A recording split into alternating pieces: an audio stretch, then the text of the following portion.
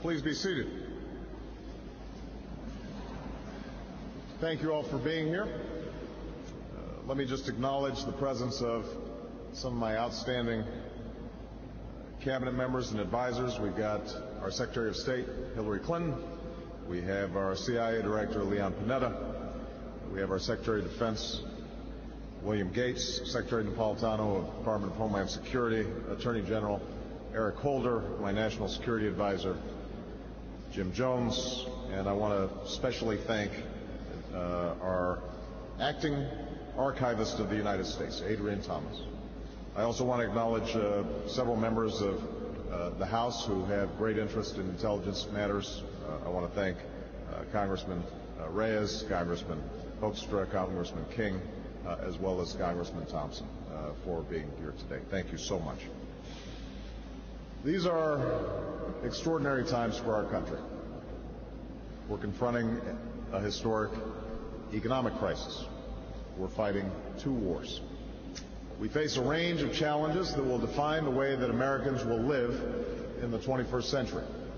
So there's no shortage of work to be done or responsibilities to bear. And we've begun to make progress. Just this week, we've taken steps to protect American consumers and homeowners, and to reform our system of government contracting so that we better protect our people while spending our money more wisely. Thank you. It's a good bill. The engines of our economy are slowly beginning to turn, and we're working towards historic reform on health care and on energy. I want to say to the members of Congress, I welcome all the extraordinary work that has been done over these last 4 months on these and other issues. In the midst of all these challenges, however, my single most important responsibility as President is to keep the American people safe. It's the first thing that I think about when I wake up in the morning. It's the last thing that I think about when I go to sleep at night. And this responsibility is only magnified in an era when an extremist ideology threatens our people and technology gives a handful of terrorists the potential to do us great harm. We are less than 8 years removed from the deadliest attack on American soil in our history. We know that Al-Qaeda is actively planning to attack us again. We know that this threat will be with us for a long time, and that we must use all elements of our power to defeat it. Already, we've taken several steps to achieve that goal. For the first time since 2002, we're providing the necessary resources and strategic direction to take the fight to the extremists who attacked us on 9/11 in Afghanistan and Pakistan. We're investing in the 21st century military and intelligence capabilities that will allow us to stay one step ahead of a nimble enemy. We have re-energized a global non-proliferation regime to deny the world's most dangerous people access to the world's deadliest weapons. And we've launched an effort to secure all loose nuclear materials within 4 years. We're better protecting our border and increasing our preparedness for any future attack or natural disaster. We're building new partnerships around the world to disrupt, dismantle, and defeat Al-Qaeda and its affiliates.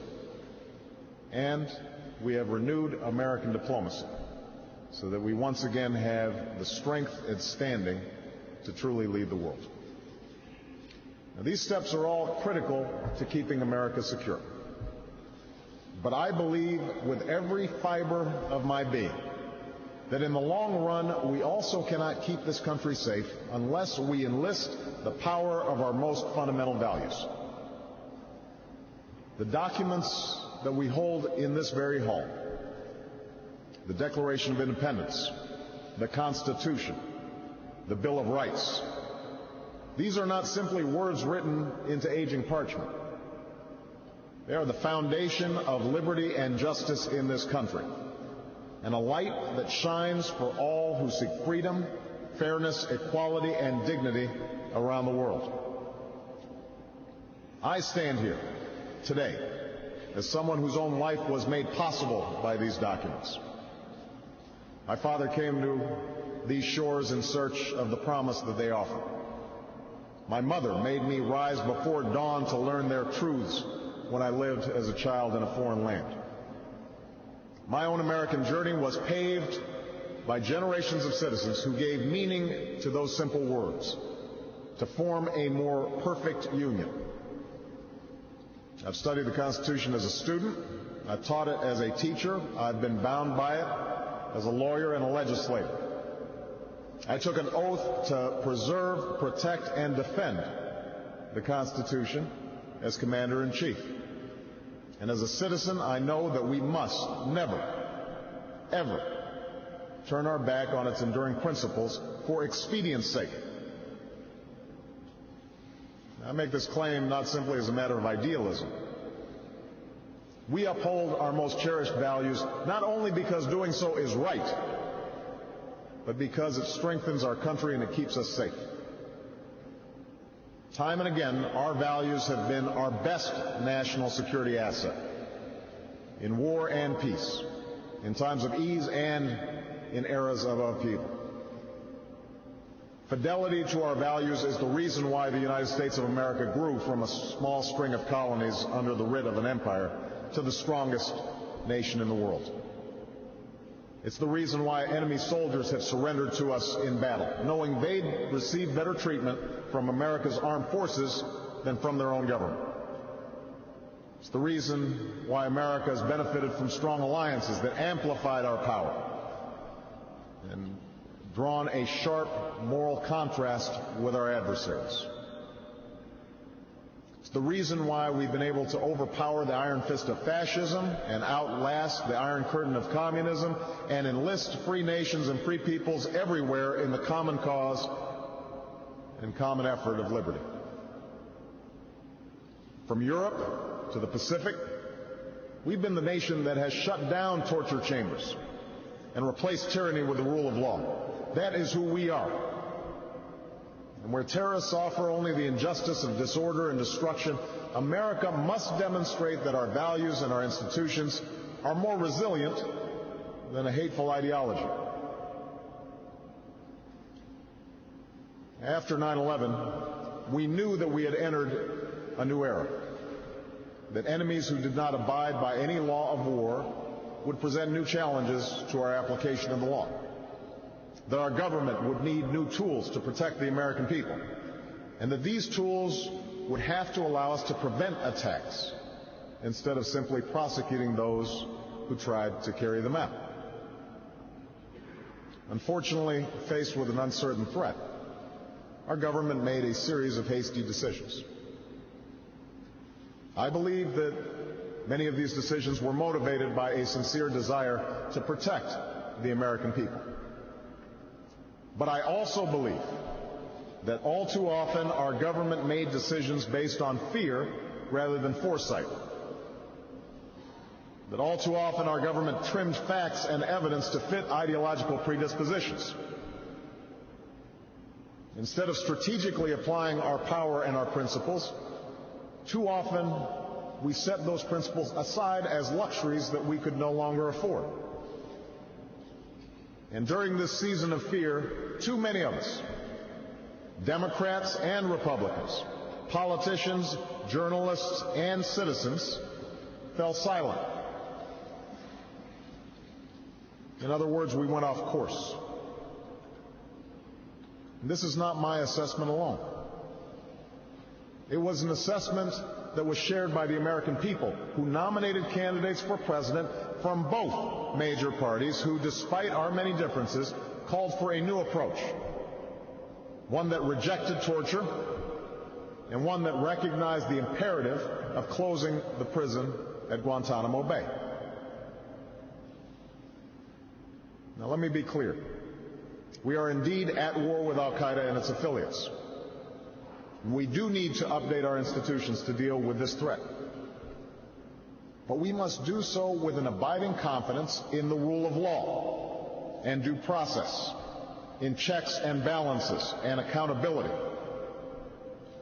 For reasons that I will explain, the decisions that were made over the last 8 years established an ad hoc legal approach for fighting terrorism that was neither effective nor sustainable, a framework that failed to rely on our legal traditions and time-tested institutions, and that failed to use our values as a compass. And that's why I took several steps upon taking office to better protect the American people. First, I banned the use of so-called enhanced interrogation techniques by the United States of America.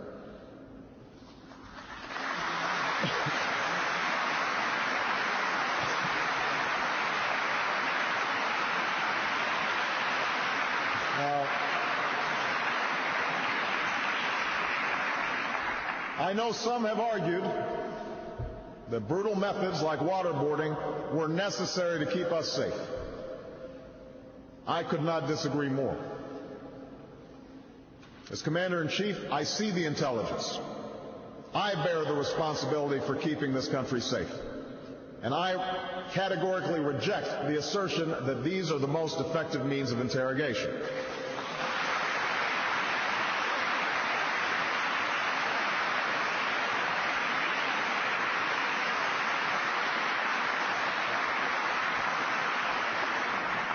What's more, they undermine the rule of law. They alienate us in the world.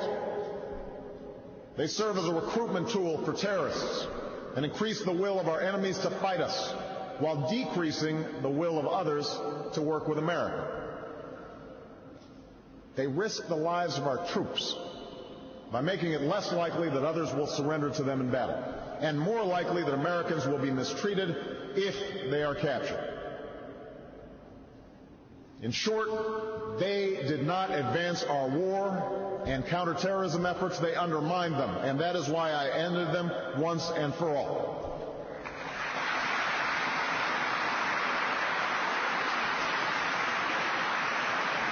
Now, I should add, the arguments against these techniques did not originate from my administration. As Senator McCain once said, torture serves as a great propaganda tool for those who recruit people to fight against us. And even under President Bush, there was recognition among members of his own administration, including a Secretary of State, other senior officials, and many in the military and intelligence community, that those who argued for these tactics were on the wrong side of the debate and the wrong side of history. That's why we must leave these methods where they belong, in the past. They are not who we are, and they are not America. Now, the second decision that I made was to order the closing of the prison camp at Guantanamo Bay.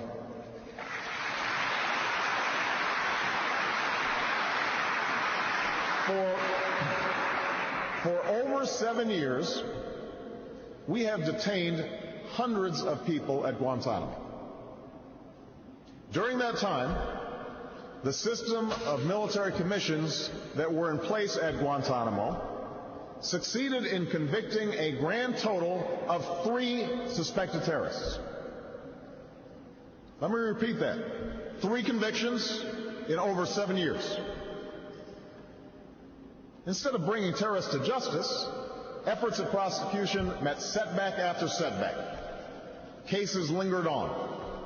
And in 2006, the Supreme Court invalidated the entire system. Meanwhile, over 525 detainees were released from Guantanamo under, not my administration, under the previous administration. Let me repeat that. 2/3 of the detainees were released before I took office and ordered the closure of Guantanamo. There's also no question that Guantanamo set back the moral authority that is America's strongest currency in the world. Instead of building a durable framework for the struggle against al-Qaeda that drew upon our deeply held values and traditions, our government was defending positions that undermined the rule of law. In fact, part of the rationale for establishing Guantanamo in the first place was the misplaced notion that a prison there would be beyond the law, a proposition that the Supreme Court soundly rejected. Meanwhile, instead of serving as a tool to counter terrorism, Guantanamo became a symbol that helped al-Qaeda recruit terrorists to its cause. Indeed, the existence of Guantanamo likely created more terrorists around the world than it ever detained. So the record's clear. Rather than keeping us safer, the prison at Guantanamo has weakened American national security. It is a rallying cry for our enemies. It sets back the willingness of our allies to work with us in fighting an enemy that operates in scores of countries. By any measure, the costs of keeping it open far exceed the complications involved in closing it. That's why I argued that it should be closed throughout my campaign, and that is why I ordered it closed within 1 year. The third decision that I made was to order a review of all pending cases at Guantanamo. I knew when I ordered Guantanamo closed that it would be difficult and complex. There are 240 people there who have now spent years in legal limbo. In dealing with the situation, we don't have the luxury of starting from scratch. We're cleaning up something that is quite simply a mess. A misguided experiment that has left in its wake a flood of legal challenges that my administration is forced to deal with on a constant, almost daily basis, and that consumes the time of government officials whose time should be spent on better protecting our country. Indeed, the legal challenges that have sparked so much debate in recent weeks here in Washington would be taking place whether or not I decided to close Guantanamo. For example, the court order to release 17 Uyghurs. 17 Uyghur detainees took place last fall when George Bush was president. The Supreme Court that invalidated the system of prosecution at Guantanamo in 2006 was overwhelmingly appointed by Republican presidents, not wild-eyed liberals. In other words, the problem of what to do with Guantanamo detainees was not caused by my decision to close the facility. The problem exists because of the decision to open Guantanamo in the first place. So,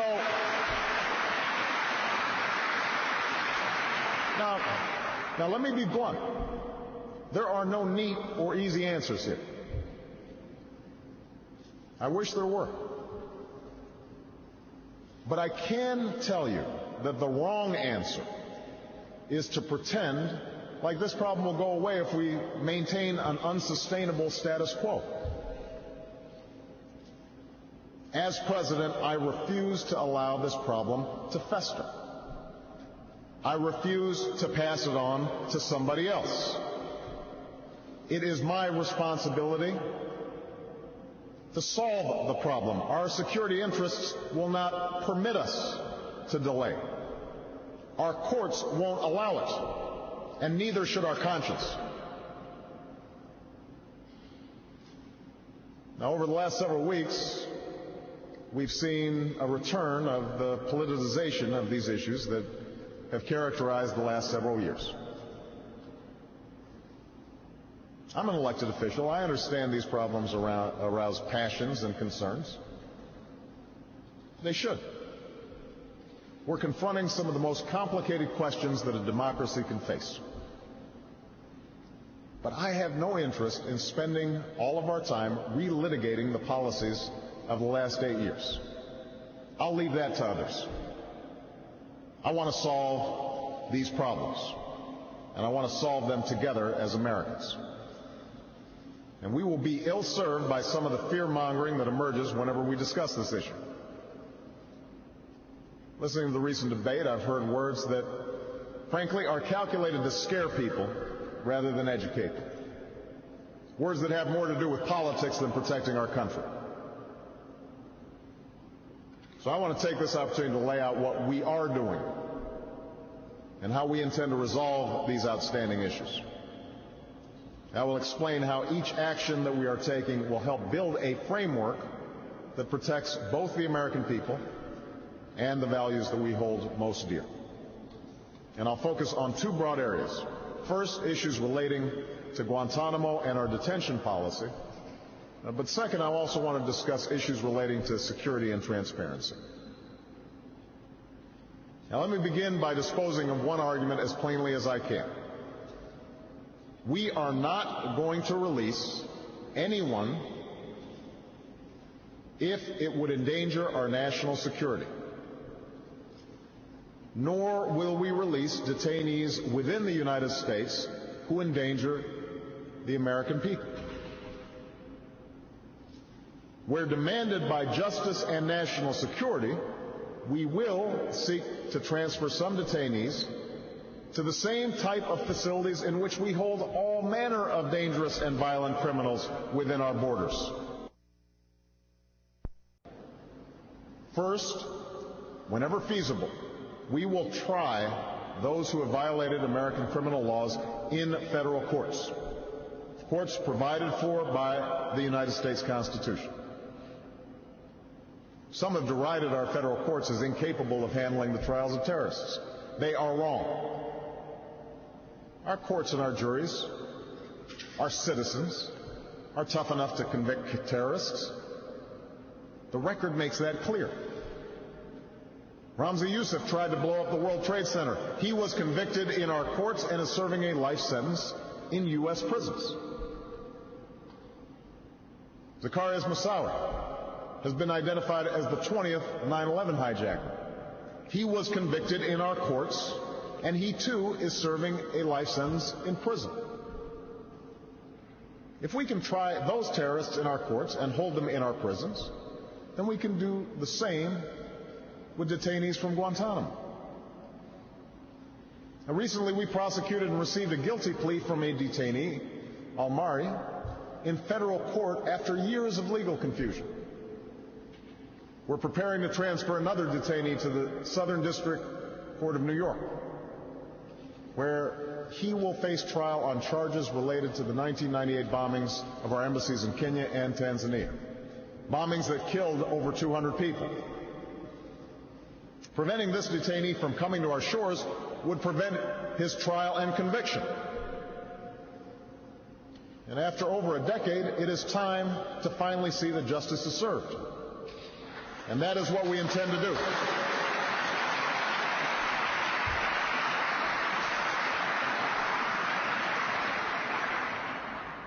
The second category of cases involves detainees who violate the laws of war and are therefore best tried through military commissions.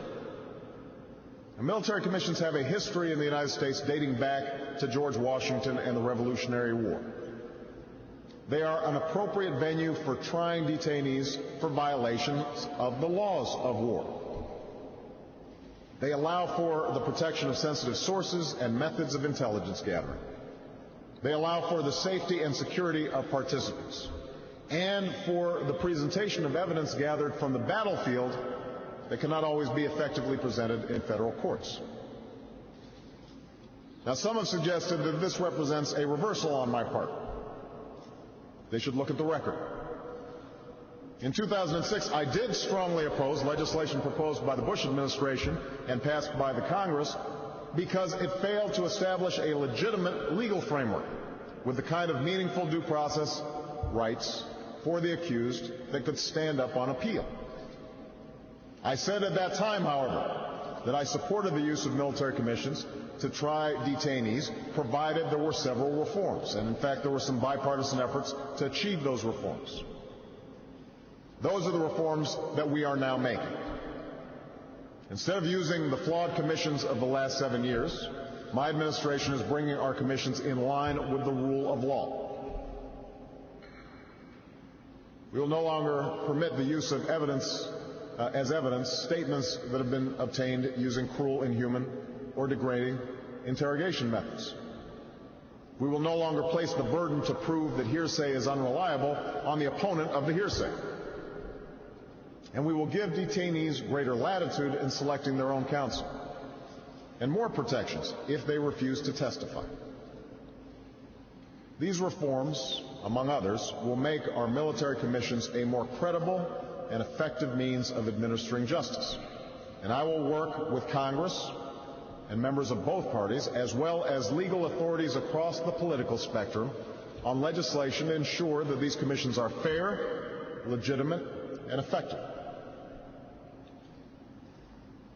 The third category of detainees includes those who have been ordered released by the courts. Now, let me repeat what I said earlier. This has nothing to do with my decision to close Guantanamo. It has to do with the rule of law. The courts have spoken. They have found that there is no legitimate reason to hold 21 of the people currently held at Guantanamo. 19 of these findings took place before I was sworn into office. I cannot ignore these rulings, because as president, I too am bound by the law. The United States is a nation of laws, and so we must abide by these rulings. The fourth category of cases involves detainees who we have determined can be transferred safely to another country. So far, our review team has approved 50 detainees for transfer. And my administration is in ongoing discussions with a number of other countries about the transfer of detainees to their soil for detention and rehabilitation. Now, finally, there remains the question of detainees at Guantanamo who cannot be prosecuted, yet who pose a clear danger to the American people. And I have to be honest here, this is the toughest single issue that we will face. We're going to exhaust every avenue that we have to prosecute those at Guantanamo who pose a danger to our country. But even when this process is complete, there may be a number of people who cannot be prosecuted for past crimes, in some cases because evidence may be tainted, but who nonetheless pose a threat to the security of the United States. Examples of that threat include people who've received extensive explosives training at al-Qaeda training camps, or commanded Taliban troops in battle, or expressed their allegiance to Osama bin Laden, or otherwise made it clear that they want to kill Americans. These are people who, in effect, remain at war with the United States. Let me repeat, I am not going to release individuals who endanger the American people. Al-Qaeda terrorists and their affiliates are at war with the United States, and those that we capture, like other prisoners of war, must be prevented from attacking us again. Now, having said that, we must recognize that these detention policies cannot be unbounded. They can't be based simply on what I or the executive branch decide alone. And that's why my administration has begun to reshape the standards that apply to ensure that they are in line with the rule of law. We must have clear, defensible, and lawful standards for those who fall into this category. We must have fair procedures so that we don't make mistakes. We must have a thorough process of periodic review so that any prolonged detention is carefully evaluated and justified. I know that creating such a system poses unique challenges, and other countries have grappled with this question. Now so must we. But I want to be very clear that our goal is to construct a legitimate legal framework for the remaining Guantanamo detainees that cannot be transferred. Our goal is not to avoid a legitimate legal framework. In our constitutional system, prolonged detention should not be the decision of any one man. If and when we determine that the United States must hold individuals to keep them from carrying out an act of war, we will do so within a system that involves judicial and congressional oversight. And so going forward, my administration will work with Congress to develop an appropriate legal regime so that our efforts are consistent with our values and our Constitution. Now, as our efforts to close Guantanamo move forward, I know that the politics in Congress will be difficult. These are issues that are fodder for 30-second commercials. You can almost picture the direct mail pieces that emerge from many vote on this issue, designed to frighten the population. I get it. But if we continue to make decisions within a climate of fear, we will make more mistakes. And if we refuse to deal with these issues today, then I guarantee you that they will be an albatross around our efforts to combat terrorism in the future. I have confidence that the American people are more interested in doing what is right to protect this country than in political posturing. I am not the only person in this city who swore an oath to uphold the Constitution. So did each and every member of Congress. And together, we have a responsibility to enlist our values in the effort to secure our people and to leave behind the legacy that makes it easier for future presidents to keep this country safe.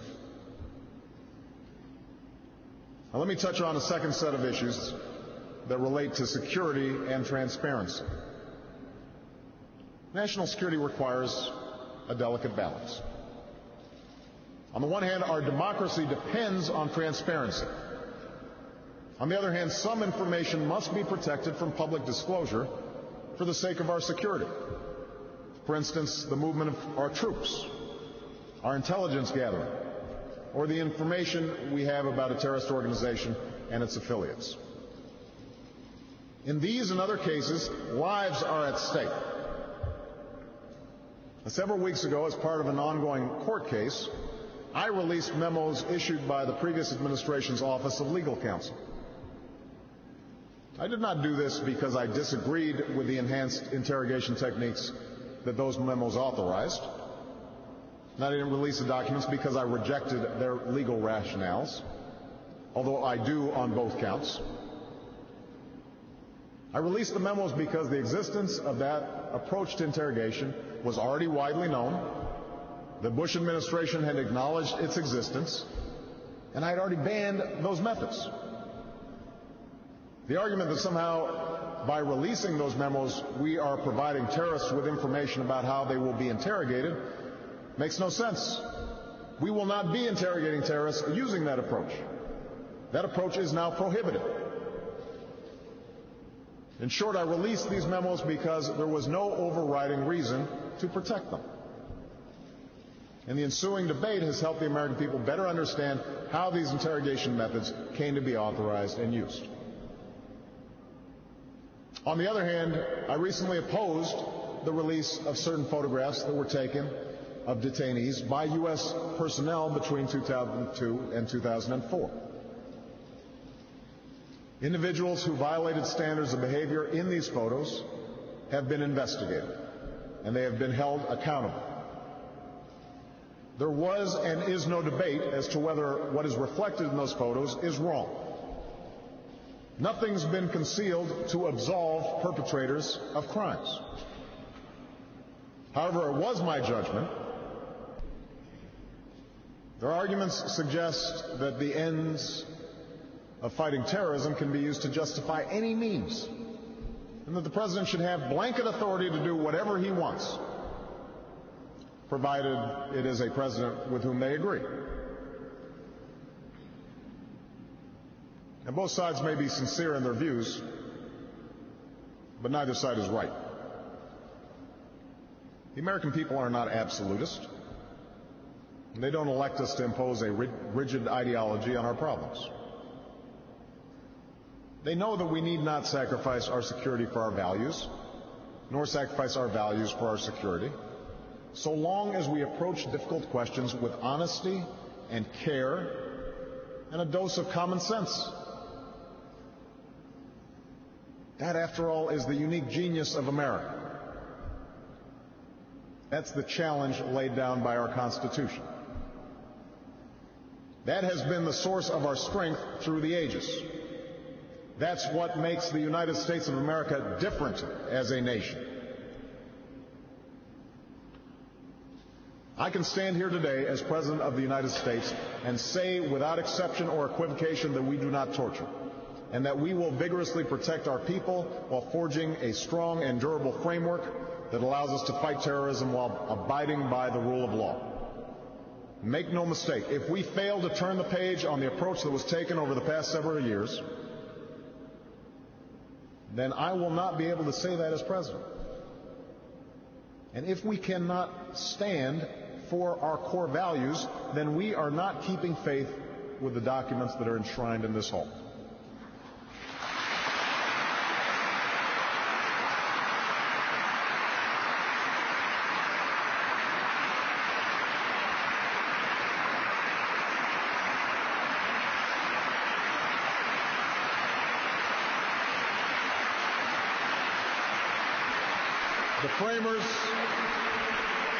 The framers who drafted the Constitution could not have foreseen the challenges that have unfolded over the last 222 years. But our Constitution has endured through secession and civil rights, through World War and Cold War, because it provides a foundation of principles that can be applied pragmatically. It provides a compass that can help us find our way. It hasn't always been easy. We are an imperfect people. Every now and then, there are those who think that America's safety and success requires us to walk away from the sacred principles enshrined in this building. And we hear such voices today. But over the long haul, the American people have resisted that temptation.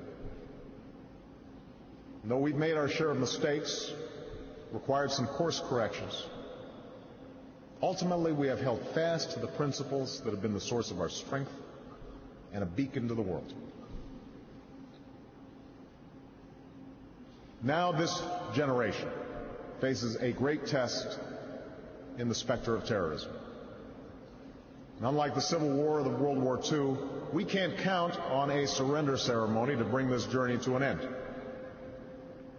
Right now, in distant training camps and in crowded cities, there are people plotting to take American lives. That will be the case a year from now, 5 years from now, and in all probability 10 years from now. Neither I nor anyone can stand here today and say that there will not be another terrorist attack that takes American lives. But I can say with certainty that my administration, along with our extraordinary troops and the patriotic men and women who defend our national security, will do everything in our power to keep the American people safe. And I do know with certainty that we can and will defeat Al-Qaeda.